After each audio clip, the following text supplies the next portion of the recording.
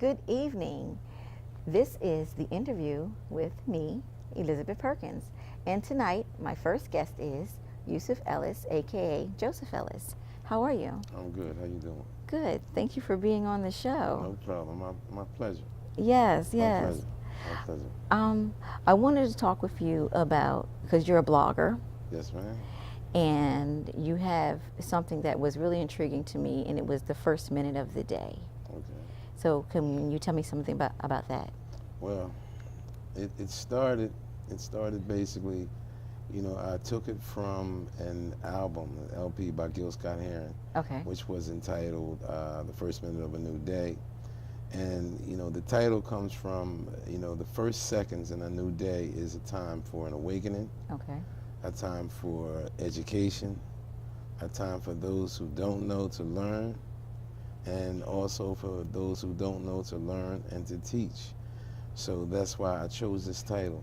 The first minute of a new day. It's an evolving and awakening Okay. for not just black people, for anyone who wants to be educated into some things that they didn't know or had an opinion about. Okay. So let me ask you, what made you come up with that to just put it on there and start blogging about it? Originally, I started really revolutionary, Okay.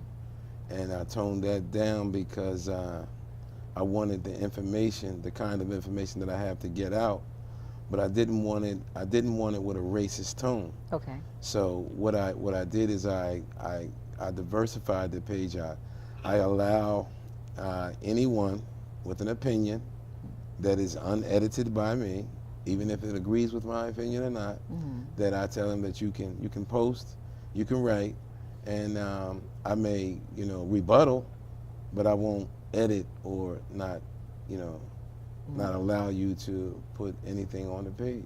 Okay. But I do a lot of different things with the page. Okay. It's evolved as I've learned, Okay. as I've grown a little bit myself. Mm. And when did you start this page? We're working on 2 years now. Wow. Started it like in 2015. Mm-hmm. In the beginning, it was kind of slow. The following, it's gotten better. Okay. It seems minimal, but I'm up to 65 now. Wow. Okay. I remember when I had like 3. Okay. So the following is there. Mm-hmm. It's coming. Okay. So all of the writings that you're doing, these are all of your mental thoughts. You sit back and you're. They're all of them. It is something that'll come to me. For instance, right now with the Colin Kaepernick thing, Mm-hmm. and the players kneeling, and then something will come to me, and I wrote a poem called Unity That Deserves Scrutiny. Okay. Because my feeling was that they have gotten away from what the original protest was about, Mm-hmm. police brutality and things of this nature. And now it has become more about NFL unity, and the players and the owners are unified. And my problem with that is that it seems like every time as a people we do something, that it gets hijacked, and the original reason as to why it's being done Mm-hmm. gets, how can I say, it just gets hijacked, Mm-hmm. and it becomes something other than what it was in the beginning. Mm-hmm. Because it's not about unity with NFL players. It's about the police brutality that is kind of taken over, is taking place all over America. Mm-hmm. That's basically what it was about, and calling to the fact that African Americans are treated indifferently when it comes to the criminal justice system and things of this nature. Mm-hmm. And I think that what the press tends to do, the press tends to hijack a movement, and it becomes something other than it really is. Okay.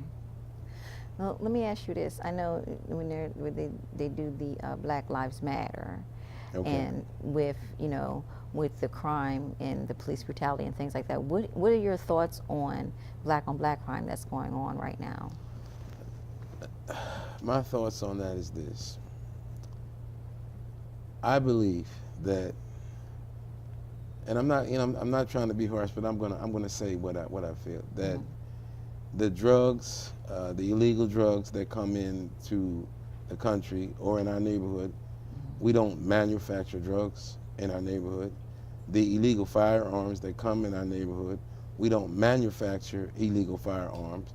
So the question becomes, how are they getting there? And I think that a lot of times that the issue is focused on this mayor, this politician, that politician. That may be true, but the true question is, we got to go back to find out, how are these drugs and firearms coming into the community? Because if we were manufacturing them, then I could say, well, that's why. If we were manufacturing guns, I would say that's why. And I think that that is the reason for the violence. That's the reason for the violence in the communities, the firearms and the drugs. Now, if we take that and just let me give you an idea. We take this to Wilmington. One of my opinions, and I'm very stern with it, is that, and we're focusing Wilmington now, not outside, and it could be happening elsewhere. Right. Is that it's always been my belief that the desegregation of the Wilmington Public Schools and the disavowalment of the Wilmington Public Schools Teachers Union, which used to be located right on Market Street, and that this created, once you take a group of people and you divide them up, it creates an unfamiliarity amongst different communities. And this adds fuel to the fire of the guns, the violence. Because when I went to school, I went to school with Johnny over here, and I went to school with his cousin. All of us from the same neighborhood went to the same school. But when you divide them up and you go to different schools, then you don't have that familiarity, and the root word there is family. Right. So you don't have that familiarity, and so the excuse becomes, and I'm heavy on this, the excuse becomes that, well, they can receive a better education if we bust them out. And I think that this is ridiculous, because I see a few that make it, but the majority of our children, if you go in our communities, the majority of our children, most are ignorant, rude, nasty, and ill-mannered. And it's not me picking on our children. Right. It's the foundation of which they're educated in. Now, when I was going to school, you take the black educator, he encouraged the kids to behave, to go to college, to further their education. But you can't send your children a place. Now, we're not talking about individually. We're talking about collectively, a group of children, hundreds of thousands. You can't send them somewhere to be educated by people that don't understand when they walk out of their door, there's guns and there's violence. When they walk out of when they're on Facebook, they're not talking about Susie's 16th birthday party. They're talking about who got killed last night.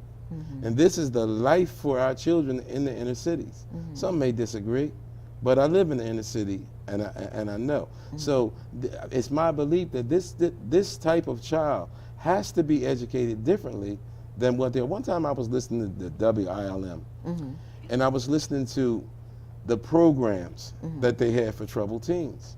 And I remember writing a long blog that I listened to them, and I said that everything that you are saying is not geared to help any of the children in the inner cities.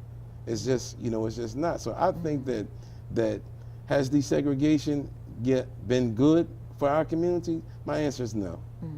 And I think that when you add in the drugs, you add in the guns, you add in the unfamiliarity of the youth and of the families, when you add all this in, and the fact that we do not manufacture drugs, we do not manufacture guns in our community. So the root is that you can talk all day about a mayor or a governor, but who allows these things in? And that, I believe, is the root of the problem. Right. I believe that. But also, when we talk about our inner cities, we have a liquor store almost on every other block. Every block. You have your church, and then you have your liquor store. Every block. There's no parks. Not at And all. if there is parks, they're manned by, drug dealers, or they have paraphernalia all in them. Like, what do we do as parents, when, in your mind, for something like that? Because we can do proper parenting, or do you think there's a lack of parenting when it comes to our parents today? I think that a lot of the parents are young, and I think that they, don't go by the standards that maybe I was raised with and you were raised with, because a lot of times you have babies raising babies, and it's almost impossible for them to teach what they don't know. So, and for like 15, 20 years, I was a playground director at 30th Street Park, as well as Haynes Park, and I ran, a P.S. DuPont's Recreation Center. And my commitment was 120%. But the problem is that the city didn't want to pay you. You couldn't make a living, even if you loved it. And I love the kids so much. At the end of the summer program, even though the program was over, I would walk back up there for 2 or 3 days to make sure that they knew, listen, the program's over, I'm not going to be here anymore. Because a lot of times you became the daycare and the parent for these children, and I had my special little group that was there every day. I could come up Market Street and see them 4 blocks away waiting on Mr. Joe, to come, and I think that now you don't have that. And then I had the respect of the drug dealers too, because I told them, listen, from this time to this time, I got leagues going out here. I got kids coming out here. Y'all can't be out here doing this. Now and then, you have a couple of them that bucked. But then I went to the ones that were over top of them and said, man, I'm trying to do something out here for the kids, man. Keep these guys. Now, after 6 o'clock, I care what you do out here, but I can't control what you do out here. But so far as when these children are here, I can kind of control that. And I think that we've gotten away from those types of individuals who work in the parks, who can influence the children, who can influence what's going on. And at the time, like I said, they didn't want to pay. Right. And there were times, when I bought, many times, trophies out of my money, my uniforms out of my money. I remember taking my children to a game at Brown's Boys Club. And Browns, they had the snazziest uniforms you could get. Right. And I had dyed my kids' shorts and dyed their shirts, and they were horrible. And so, we got laughed at. Right. And so I vowed at that time, I didn't care what it took, that they were never going to have to go anywhere like that. And I remember walking from Harlan School in the snow over to West Center City with my kids to play basketball and walking back. And during those walks, we talked about a lot of things. And to this very day, I still see some of them. Some of them had their problems, but a lot of them are grown men with children, and they're doing quite well. Right. So I feel good about that. So I think that we just we're missing manhood in the community that cares about the youth that's growing up. You know what I mean? I mean, we got our youth now who, instead of looking for the right type of heroes, and they're not sports stars either. Instead of I told a young man in the story, that if your father gets up and goes to work every day, and he supports you and your mom, and he makes sure that you have everything you have, I said, that's your hero right there. Now you look in other places for heroes, you got heroes right in front of your face. So your question to me about black on black crime, I go back to that. That's generated by what's allowed to flow freely through our community, and then our children not being taught what's valuable and what's not valuable, because as you know, I mean, we have 13, 14-year-olds who don't even value life anymore. Right. I remember coming down Market Street, one night I got up, I smoked, and I'm sorry about that, but I got up and I didn't have a match. So I walked down to this corner store to get a cigarette, and came back and I saw 5 young men, and I knew it wasn't a good look. Wow. And they robbed me, but I didn't have the negative feeling about that. It didn't bother me like that. I said to myself, this is what the youth has come to. You know what I mean? Walking down the street, doing anything, in front of people's mothers, people's grandmothers, and it doesn't matter. And I guess the question is, what is the solution? And one of the things that I created this page about I think the solution is the proper education, which begins in the home. Mm-hmm. You know what I mean? I attended a film and discussion at the Women in Public Library, and let me throw a peg in there for them, because they have some really good programs that come through there and that nobody attends. Wow. But this film discussion was called The Bridge to Selma, Mm-hmm. and it was showing, it was during the time the election was coming, Mm-hmm. and it was showing the hardships that the African Americans had to go through just to get to vote. Mm-hmm. And I think that, you know, like now, I think that a lot of young folks don't know the hardships that people paved the way for them to be able to go down there and to cast a vote. And me, I had never been into politics that much, but one thing is I do. I cast a vote. I cast it for myself, but I cast it for my father also, because my father was called a nigger. He lived under Jim Crow, and there was a time that him and my mother weren't allowed to vote. Mm-hmm. So, you know, I'm going to go and cast that vote. But the seminar, the movie was geared to after the documentary, there was a discussion, you know, about the hardships in voting, and I brought up the fact that we didn't have a single young person in the audience, not one. So I Wow. got them to come back. Mm-hmm.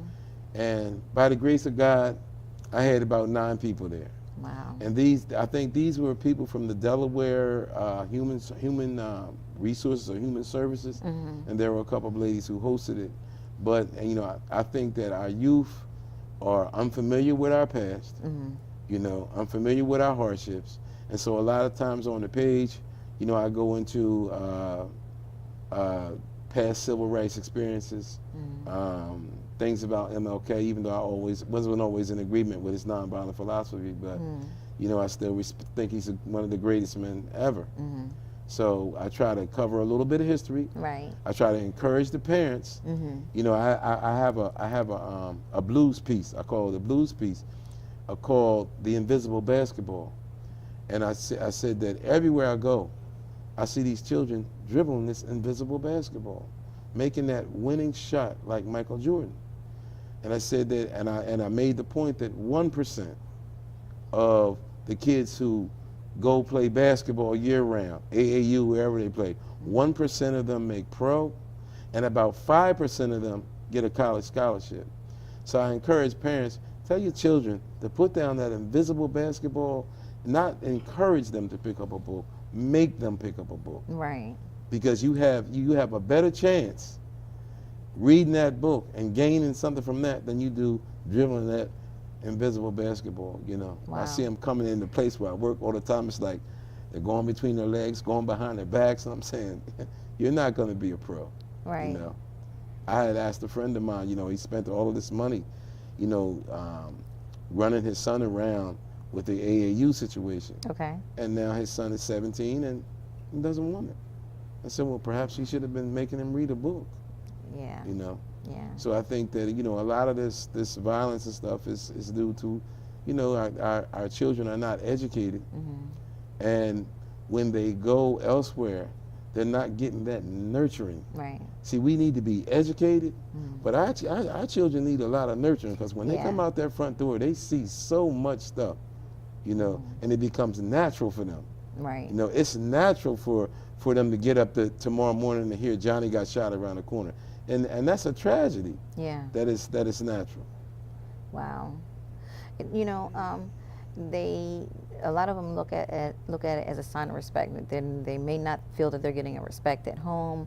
Mom's not probably there. A lot of our kids, they don't have dads in the house, That's true. and so they're looking for something else, That's and then true. they're running to the streets. That's true. So, I mean, like, what would you say to a child like that? I mean, with so many different programs that they don't know about, what would you plant a seed to say to a child to go and? My first thing would be to give them a book Mm-hmm. that I'm reading, and to if I'm investing that kind of time, which I have in the past, Mm-hmm. and to take them with me and show them that there are other things that you could be doing. Like for instance, you got this museum that's out. Is it the Hagley Museum? No, the Museum of Natural History, I think it is. And I was riding by there one day, and I said, I wonder how many. And sometimes it's free to go there. Yeah. So how many, in the community, is getting a group of kids that can go out there and see something that is out like 3 miles from their house that they never even visit. Basically, we got to get some people to put the time in. You got to put time in with the children, and a lot of times that's not happening. It's not happening in the parks. And one of the things that I think our problem is as a people is that we depend on other people to educate our children, to teach our children right from wrong, when it should be done in the home. And like you said, it should be done in the community by the men. Right. Now that's a problem. Yeah. Because you can walk outside your door, you got 8 guys standing over there drinking beer, right, smoking weed, and that's what these little kids see. You know what I mean? At some point, when do we clean up the community? When do men step up and clean the community? That's a whole nother question. What makes that happen? Getting out there and taking that space back. Right.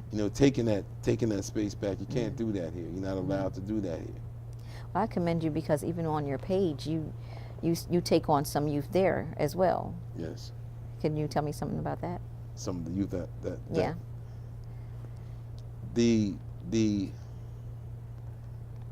If I try to show them that it's not intelligent to do certain things and to follow certain things. I try to tell them, show them what is intelligent, what is not intelligent. This is what Malcolm X said. This is what Martin Luther King said. Do you even know who Malcolm X is? Do you even know who Martin Luther King is? Do you even know anything about the struggle of the people that came before you, your ancestors? Now, like I said, it's a process. It's a process of education, and it basically starts in the home. Right, exactly. It starts you telling them to put down that phone. Right. Put down that phone, put down that game. Yeah. And read a book. Yeah. You know what I mean? Or read, and like one of the things I think that families can do, a mother or a father can take that hour a day, you know what I mean, and say, we're going to read this book. And we're going to read from this book every day. Because my mother, when I was coming up, during the summer, is every summer I had a book to read, 2 books a summer, 2 book reports, in which I had to stand up in front of her and give these book reports to my parents. And I remember I read so much when I was younger that I could actually see my mom and dad sitting at the table saying, "Oh my God, would he shut up?" Because I was going a mile a minute. You know what I mean? I asked my papa about this, I asked my papa about that. So I think that some education. I think there's some compassion, because see, every bad child is not a bad child. Right. Some of them are the conditions of their environment. And when I worked in the parks and stuff, those are the ones that I focused on. And I remember getting in trouble because, if they said we needed 20 lunches, I'd order maybe 60 lunches. That way, maybe I was robbing the city, but I didn't think so. I thought that some of the kids, they didn't have any food at home. Their parents weren't working. So I made sure, they got a bag of lunches to take home and things like that. And I'm saying that, it's going to take a little more care. It's going to take somebody with some heart to care like that, to care about the community, to care about the children. As for the violence, we pray it gets better before it gets worse. Because it's only gotten worse. I remember as a young man, I used to pray for Wilmington to be fast, because I was 16 and I wanted to get it on. And now, that's something I wish I never prayed for. But one of the roots for the violence in this particular city and a lot of the inner cities across America is around the 1980s, crack cocaine came in. And when crack cocaine came in, and I'm gonna use Wilmington as an example, when crack cocaine came in, it brought a new element with it. It brought outsiders with it, and these outsiders that came, they taught these young boys how to kill. Because if you think back, before the 80s, you didn't hear a lot about gun violence, and people getting killed. But that was the beginning, the root of everything that you see now. Right. Everything that you see now. Right. And you have children, you have grandchildren. Grandchildren, I got 5. So you take this, I see you with your pictures with your grandchildren. So you do the same thing. You read with them. Oh, sure. They know. Now whether they, hopefully they take it with them when they're grown. Yeah. Because kids gonna be kids. But everything that I write, everything that I talk about, I feel they're his with it. Also, I got one little one, Jacinia. She's my youngest granddaughter, and she calls her Pop-Up all the time. And she's highly intelligent, and I talk to her about things. I don't go into it deeply, but I give her an outline of what her Pop-Up thinks about and how he thinks about different things, what he thinks about education, what he thinks about living in certain communities, what he thinks about Donald Trump or anybody else. Right. Let me ask you this: you are a bevy of information. Thanks. And being a blogger, do you think as the time goes on and as you come to your time where you want to get comfortable and retire and things like that, do you think that you would want to take this bevy of information that can be instilled in our future? Do you think that you'll find yourself writing a book? Sure. Putting it all together? Sure. We've talked about that. Yeah. Yeah. But okay, I didn't mean to put you on the spot. But sure. Yes. Yeah. Yes, I got it. I start and then I stop and then I start and then I stop. I gotta once I'm retired a little bit and got to time, yeah, sure. Yeah. Sure, I plan to do that. Yeah. I plan to do that. And I encourage everybody to visit the page, you know what I mean? And if you got something to say, say it, If you got something that disagrees with what I say, a lot of people, disagree with me when I told them that Donald Trump was going to win the election. And I put in big, bold letters, told you so. Oh, yeah, we had a conversation about that, told you so. So, so visit it. There's a lot of stuff on there. Young artists I got on there. I think it's Lyonia Walker. She's a graduate from Spelman College. She wants to be a cartoonist for Nickelodeon or Disney, and she has her artwork featured on the page of one of the literary magazines. It escapes me right now. There's the other boy, DeMarco Hall. Okay. Now he's an artist, and he's pretty good. And he's a young man that when I went to his showing, I was very impressed because he was very intelligent. I was very impressed with him, and he had a showing at the public library. And there's another lady there, and may she forgive me, her name escapes me. She had a showing there also. A lot of the young artists, the public library, all you have to do is go and ask her, can you show your stuff off? And she'll put together an event. And she'll a lot of the young artists that are doing things can come there and they can have all their work will be up on the wall. And that's a good that's a good beautiful thing. Yeah. So how would they get to you on Facebook? What are they looking for? They can go to Joseph Ellis, and I'll tell you the story about that. My actual name is Yusuf, Yuusuf. Yes. And that's Joseph in Arabic.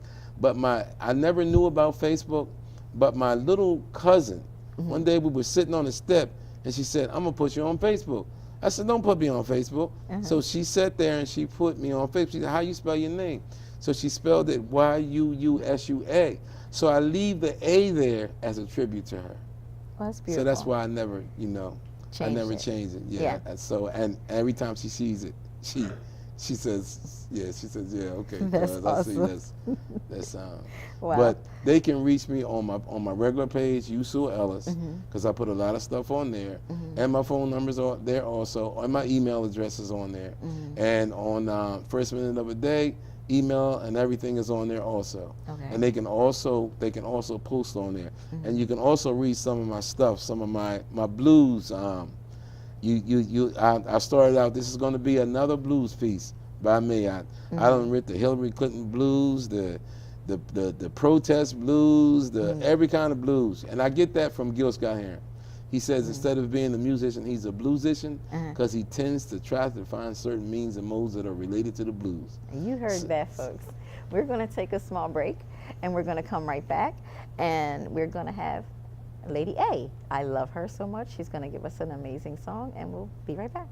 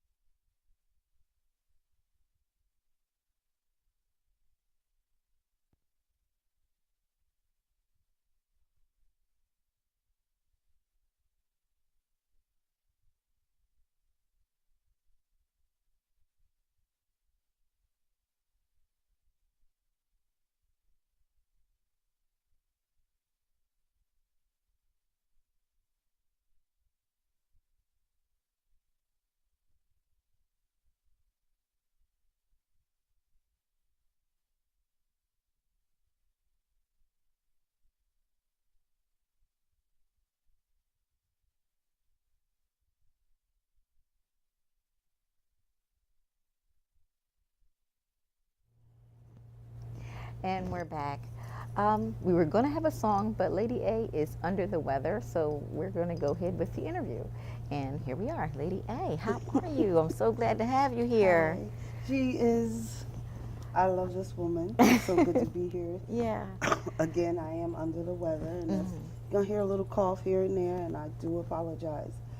And I'm a bit breathy, Yes. as you'll be able to tell. When I came in, he said, you can't sing. No. I'm like, I could try. Right. And I said, no, I'm not going to do that to you. No, I don't want to do nothing to that beautiful Um, voice of yours. Well, I'm so happy and excited to be on your show. Yeah. I'm happy to sit next to this king and hear all the wonderful things he said. Isn't he amazing? And he's done and he's doing. And Yeah. Just amazing. Thank you. Yeah. And he said the blues. Yeah.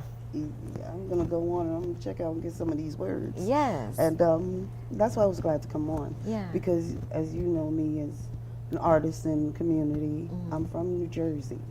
But I moved to Delaware about, my daughter's 22, 3 years ago. Okay. And never really cared about singing. Okay. And I mean, I did in church, of course, but then you let it go because then you're a teenager and you want to do all the things that's being done. And then I moved to Delaware, and my sister's like, go next door. There's a band over there rehearsing. And I heard the loud music, and I'm like, ooh, that's loud. And I said, I'm going to audition. Yeah. And Delaware has been my platform since of my singing, and Yeah. I just don't stop. And she calls me Lady A. Yes. I'm Tracy A, but I love the Lady A. Yes. I feel like I said, this is that Queen. queen. You know, I'm a big fan. I love you. And anytime you Oh, were doing wow. something, I was coming out. Yes, you was. And then as the time went on, I got busy with the books and things like that. But I love you. You have a phenomenal, strong voice. I mean, I could be sitting there and listening to live music, but when you come on, I want to get up and dance because you are doing it. Thank you. You sound like two of my favorite people, artists, Philip Joseph and excuse me, and Kim Pender Gardner. They always say, honey, you can be soft, but you remember you're a lion. Yes. That voice Yes. is one of the most powerful voices. Use it. And I'm like, okay, because I am shy. I am very shy. Yeah. I'm very shy. So what have you been doing? So what have you been doing? I do a lot of private functions. Okay. But of course, I do celebrations. I'm so glad Twisted Soul is opening back up. Okay. I like to do our local places just because I like to still stay in the community with my family and my friends, and they do show love and appreciation and lots of support. And as you know, I jumped into the production side of things, and I did things like the Motown Review, Part 1, 2, and 3 is coming. Okay. The Gospel Explosion, which was so beautiful. Yes. I had dancers, of course. I had a group sing. I sang through songs. I had myself, of course. Great musicians playing for me. I've just done so much. My husband's like, you always do a talk show and you never get everything out. Yeah. And what about this? When you did I did the Marvin Gaye, Life Story of the Marvin Gaye, with Melissa Morgan, Allison Williams, Keith Washington. I'm just going to run everything down. Yes. I've opened for, of course, Marsha Ambrosia, I love her. Jill, right before she put that first CD out. Wow. And that's why I'm like, That's is incredible. that on the radio? I was, like, Wow. she got picked that night. I didn't, but at least I was there. Yes. I opened for her, so you never know. Right. And that's why I truly believe this. I am a big influence on, the local artists in our fine city, Wilmington, and Newark, and all around, and got a lot of artists out there. Right. And that's what I want to continue doing. But just so you know, and everyone can find out here today, I've never been one to want my own project. I always wanted to help everyone else. Right. Well, I have reached 21, and I think it's time for me to do my own project. Yes. So I'm saying I wasn't going to rush it, so I said 6 months. So I'm planning within 3 months to do like a CD release party. It'll only be a couple of songs. Okay. But they'll be mine. Yes. Just something so I can have. And let me know, because I Because I still do have everyone's that one. covers. Yeah. Somebody's going to do my cover. Right. How about that? And Okay. this is the first time anyone's knowing. Probably my husband's at home like, she what? Yeah. Yes, I am. And I'm Uh-huh. not just going to do my, just so you know, I'm R&B, I'm jazz, I'm swing, I'm pop, I'm blues. I am across the board, Yes. if anyone knows me. And so is my band. Yeah. We're across the board. We can do any venue that calls us, from a 3-piece to a 10, 12-piece. But I also want to do a gospel one as well. Yeah. So I have a producer, excuse me, for my gospel, Okay. because I'm going to do it. Okay. And I have a producer. I'm going to be working with Delbert Okay. from Anaya Beautiful. on my. I don't even know if I want to call it R&B or neo soul or jazz, but when you hear it, Yeah. I just pray you love it. Wow. I want to say you're gonna love it, but I'm We just will gonna pray love it. that you love it. Trust, you're gonna love it. And come out and see me. Yeah. Like every first Thursday, this is a definite. Yeah. Every first Thursday, I'm at Celebrations. Okay. And the thing is, a couple of years ago, anywhere you wanted to go in Wilmington Right. was live entertainment. Yeah. Anywhere, at least three times a week, minimum. Right. Now it's so hard because of things that's going on in Wilmington that some clubs just stop. Some Right. clubs don't even, they're shut down. Right. But I'm not going to let that happen. Right. I am going to fight to keep music alive in Wilmington. Newark, we all have our spots. I live Right. in Newark. But like New York City, they have their space where they do what they do. Guess Yeah. what? We're going to be the new New York City. Yeah, because I'm I'm gonna tell you, sorry. yeah. when you were at the Sheraton, Mhm. I loved The being pavilion. there. Oh my God, it stayed jam packed full of people. I love that too. Yes, I love it and I miss it. And now that I know, where you're at celebrations, I definitely am going to come out and see you. I mean, I'll post other things, but I wanted to make sure I got out Yeah. where I'm going to be Yeah. on a definite Keep me in the basis. loop. Keep you in the loop. Yeah. Can I also ask for a favor? Sure. What's that? Okay. You got it. My husband's Puerto Rican, Uh-huh. and everyone knows what's going on in Puerto Rico. Yes. And you see it on the news, and everyone's, I think, is a little bit desensitized because there's so many bad things going on. You wake up, like he said, Yeah. kids wake up now, and they hear Johnny got shot around the corner. Right. And they're like, wow. Yeah. And then next thing you know, they're on their phone Yeah. looking at a tweet or something like that. Mhm. Well, at my church on Sunday, we're just collecting anything, a roll of toilet paper, bottles of water, because believe it or not, they're washing their clothes with bottles of water. And I know this personally because my sister's gone out there, Yeah. and she's out there now, and she videoed how they're washing their Yeah. clothes. I have family It feels in like Puerto we're Rico going to as the well. Stone Age. Yeah. Yeah. So if anyone wants to help, Yeah. I go to church on Sunday. It's at 10 a.m. And it's Right Away Ministries. It's 1300 Paper Mill Road, North Delaware. And we would love any help. $1. Yeah. $1. Looked you up last night on Facebook, and I posted on the first minute of a new day. I love that. Do you see? I looked Yes. him up. He looked me up. Yeah, that's awesome.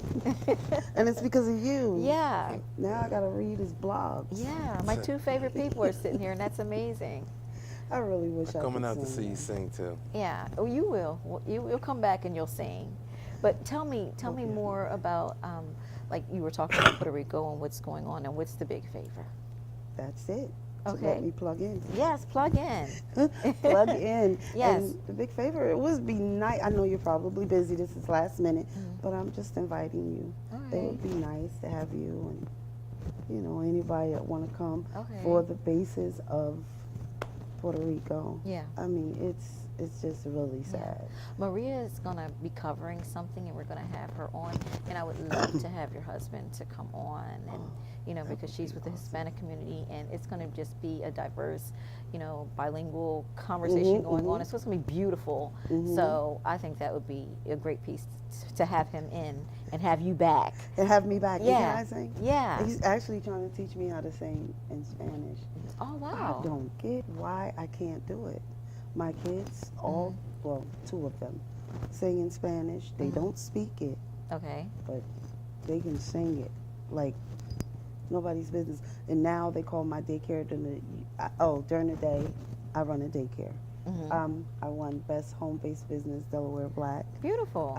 for Best Home-Based Business for my daycare, and they call me the United Nation Daycare because I have Mexican, I have Puerto Rican, I have African, I have A very diverse group. So now of I'm children. definitely learning to speak Spanish Yes. because my 2 little boys That's a don't beautiful speak thing. any English. Wow. So how long you've been doing the daycare? I started because my daughter was born ill, Okay. so 22 years. Oh, wow. So how do you mix the daycare and the singing? How do you do that? Are you practicing it with the kids and singing? What are you doing? Do you know how many children have gone on from my daycare to college for music? Oh, wow. I have some that are modeling, some that are singing. Beautiful. You give it to them, Yeah. you plant the seed, Yeah. and you pray they blossom with it. And I've been blessed to say, thank you, God. That's you know, a beautiful that they thing. grabbing onto something positive Right. and doing something with it. Okay. So I love when moms hit me up on Facebook and send me a picture when they're graduating and they're going to Temple to study saxophone, their music theory, and playing the sax. That one blew my mind. That's amazing. Yes. Taking after mama. Mhm. That's awesome. And they Isn't call me it? the daytime mom. That's So beautiful. I love it. I love what I do. Who Yeah. gets to do that? Right. I get to be with children Right. all day, Mm-hmm. and then I get to say, okay, guys, like today, oh, Miss Tracy, you're not gonna do my hair, because I promised Yeah. Anaya I will put little curls in her hair, Mm-hmm. and I'm like, I can't do it today. I am so sorry, but I promise you I'll do it tomorrow. Yeah. But are you gonna put on makeup and all? Mhm. Not today, Wow. because I'm rushing. I Right. had to leave from home. Mhm. My husband closed daycare so that I could make it here, Mhm. and they were all at the door just Aw. waving. They're my heart. You Wow. have no idea. So how is it being home, your mom, your wife, and you're a singer, and then you go outside, and what is the initial reaction to people when they see you? I could say I got a phone call a couple of weeks ago. It was warm, and I was doing something with the lawn, which I shouldn't be out there with my allergies. Right. And I said it, and they were like, "You do housework, but you sing." Right. Like, I'm still a mom, a wife, a daycare provider, Right. a housekeeper, Yeah. a grocery shopper. Everything rolled all up of in that one. rolled up into one. That's True queen. awesome. Yeah. True Oh queen. wow, you wear a lot. I wear a lot of hats. You wear a lot of hats. Yes. So what got you into singing? How old were you when you started? I was, oh boy, I was really young. And I think back to when I was the first soprano and I could sing Tina Marie, Yes, Fire I and love her. Desire. Yeah. I couldn't. I try to catch her, but I can't. I've heard you catch her, and you knock it out of the park. I cannot do it anymore. No? It's driving me nuts. Yeah. Oh my gosh. I think the last couple of years, all the allergies, the cold, and working with children, Yeah. you Yeah, catch. Last yeah. year alone, I caught a thing called RSV. Mm. Put me in the hospital for 3 Really? days. Wow. And they're like coming in the hospital room with masks on, and I'm like, and I just did an unplugged at the World Cafe Live. Wow. And I was wondering why I was hitting notes from places I'm like, it felt strange, but I didn't know. Okay. But I was so amped up to do this unplugged because no one else had done it. Right. I like doing what no one else has done. Wow. And then going out and seeing them do what I just did. Right. It's amazing. Wow. I feel like I'm giving I'm giving it to Yeah. you. You think you're taking it Right. from me, but I'm giving You're it glowing to you. as you're talking Yes. about it. It's amazing. I love looking in your I'm face. trying to give you, because Yeah. they're not going to ask for it. Right. So I'm going to give it to you. I'm going to show you what you can do, because anything I can do, you can do. You ever heard that song? Anything you can do, I can do better. Yes. So I can show you better than I can tell you. Beautiful. And that's how I started. And I Wow. just kept going.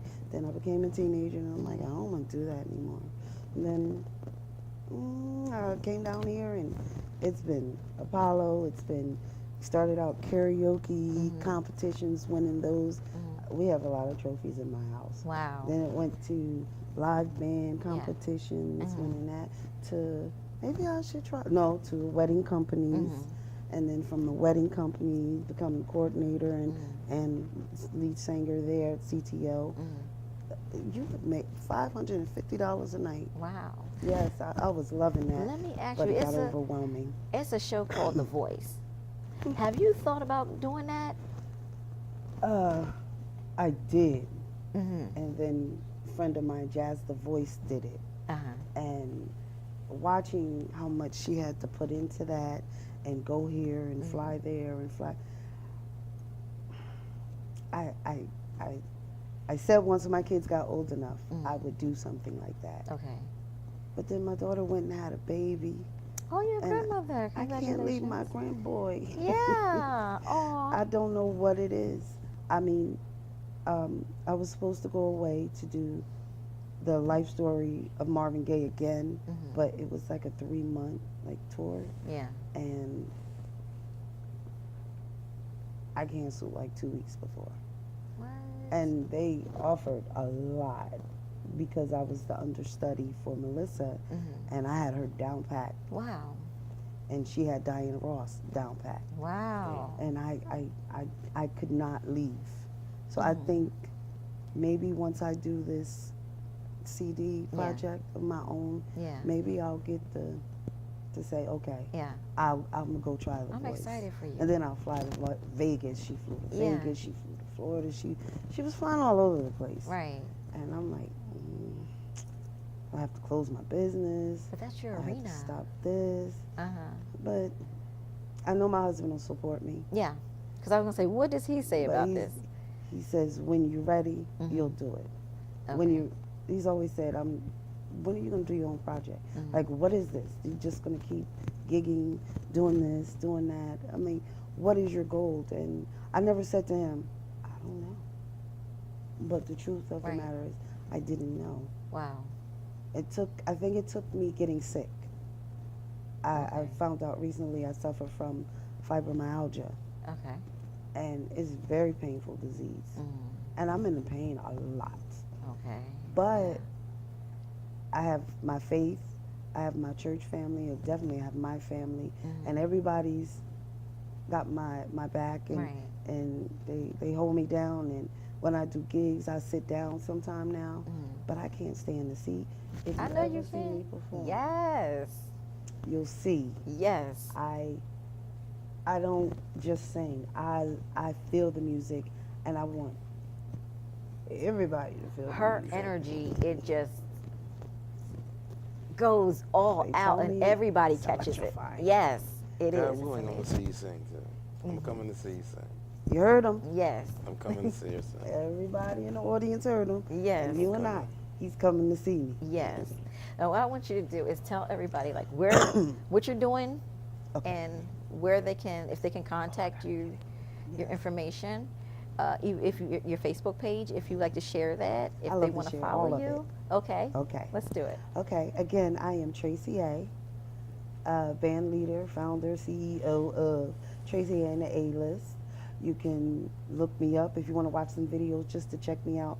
Go on tracya.com and you'll see videos, and I'm not quite sure if I've updated it recently, but you can see videos of me and discussions of me and see if you like it. And if you like it, you can come out first Thursdays at celebrations. I'm just giving you a definite spot that's open to the public because the weddings and things like that are private. You can also reach me at Tracy Albarran, Tracey, Albarran, A-L, B as in boy, A-R-R-A-N, on Facebook and Instagram, Tracy A01.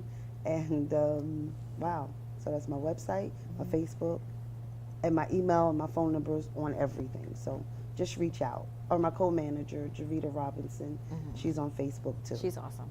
She's awesome. Yes, she is. She got And me. yes, I love her. So, and Yusuf, please share your information. How can they get with you on your blog, and how can they reach you? Or Okay, you just go to the first minute of a new day. It'll pop up. Or you can go to Usua. Remember I told you with the A. Usua Ellis. That's my Facebook page now. My email is Carl Chase at what is it? At Gmail. yeah, at gmail.com. .com. Yes. My fault, sorry. Yes. And you can also reach me. You know, my number is on the both pages, 302-482-7138. You can give me a call. I'm always open to talk. Is there, if they want to book you? If you want to book me, you better call me at area code 302-981-0557 and Tracy. And also book me right away, only because for some reason the calls are really coming in for the end of this year. Like there's a rush to get everybody in, but I am booked November 18th no matter what. You heard that, folks. We have a great panel tonight. I'm so happy. This smile on my face is going to last me for weeks. It's so awesome. One more thing. Go ahead. Yeah. I'm sorry. One more thing. On October the 28th, I will be at Celebrations as well. Okay. If anyone wants to come out and have a good time with the live band and DJ for Halloween costumes. That's about it. There you go. So sorry. That's awesome. I am your host, Elizabeth Perkins, and if you want to catch me on Facebook, I am author Elizabeth Perkins, and there you can also grab my book, which is The New World, The Chaos Begins, and it's on sale online. Thank you for joining us.